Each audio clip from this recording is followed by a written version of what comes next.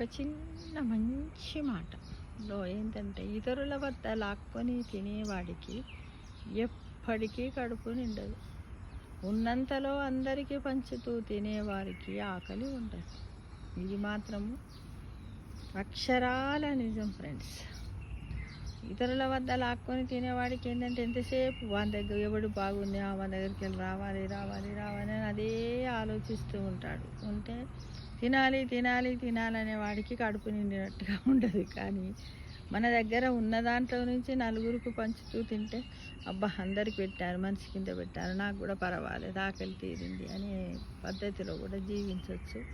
ఇది ఎంత అంటే చాలా చక్కటి మాట. ఈ మధ్యకాలం లోపల చాలామంది ఏం చేస్తున్నారు, ఇతరుల డబ్బును ఎలా అపహరించాలి, వాళ్ళ నుంచి మనం ఎలా తీసుకోవాలి అని వివిధ రకాలైనటువంటి పథకాలు వేస్తూ ఉన్నారు. ఎలా అంటే తల్లిదండ్రుల నుండి, అన్నదమ్ముల నుండి, అక్కా చెల్లెళ్ళ నుండి, తల్లి, ఇలా ఈ విధంగా రకరకాలైనటువంటి టెక్నిక్స్ తోటి వాళ్ళను బాధ పెడుతూ ఎంత పెట్టినా కూడా సరిపోలేదంటూ ఇబ్బంది పాలు చేస్తూ చాలామంది వరకట్నమనే నెపంతో చాలామంది ఏమన్నంటే మీ బిడ్డకే, మీ కొడుక్కే, మీ బిడ్డకే అంటూ ఉన్నారు అని చాలామంది ఇలా లాక్కోవడానికి ప్రయత్నం చేస్తున్నారు ఫ్రెండ్స్. మన బిడ్డకే ఉంటే పెట్టొచ్చు, కానీ వాళ్ళకు మనము వాళ్ళ తల్లిదండ్రులకు కూడా మనం పెట్టాలి అనేది కూడా కొద్దిమంది అమ్మాయిలు అబ్బాయిలు చాలామంది తల్లిదండ్రులను వేధిస్తున్నారు ఫ్రెండ్స్. ప్లీజ్ ఇది 1కి 4 సార్లు చదువుకొని ఎవరైనా ఒక్కరు మారినా సంతోషిస్తాం. అది ఇవ్వకపోవడం వల్ల మాటలు బంద్ చేయడం, బంధుత్వాలనే మర్చిపోతున్నారు. ఆ తల్లిదండ్రులకు ఒక మనోవ్యధను మిగులుస్తున్నారు ఫ్రెండ్స్.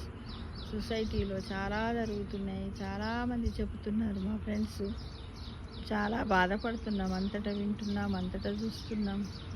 అందువల్లనే ఈ ఓల్డ్ హోమ్స్ కూడా ఎక్కువగా పెరిగిపోతున్నాం. మీ దగ్గర పోతే వీడు అడుగుతుంది, ఆటుపోతే బిడ్డ అడుగుతుంది. ఏమో ఉన్నంతలో అక్కడే ఒక 5,000 2,000 ఇచ్చి ఉందాములే అని ఎవరి సహాయంతోనో, ఎదురుంటి పక్కింటి వాడి సాయంతోనో, ఎవరి సాయంతోనో పోయి ఓల్డ్ హోమ్లో చేరుతున్నాడు. ఒంటరిగా ఉన్నటువంటి మహిళలైనా పురుషులైనా ఎవ్వరైనా చేరి అందులో అంతిమంగా తలదాచుకుంటున్నారు. ఇక ఆ తర్వాత చనిపోయినాక ఎవడొచ్చి తీసుకుపోయినా సరే, తీసుకుపోకున్నా సరే, ఏమన్నా కానీ అని కూడా చేరినటువంటి వాళ్ళు చాలామంది ఉన్నారు.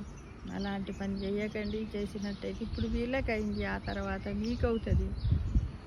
వెనకడే చెప్పేవారు, ఎద్దులు ఉంటాయి, ఎద్దుల వెనుక మీరు ఉంటాయి, ఎద్దులకు వెనక భాగం ఉంటుంది, ఆ భాగం మీకు కూడా ఉంటుంది కదా, ఆ వెనకనే మీరు కదా వచ్చేవాళ్ళు అని అంటున్నారు.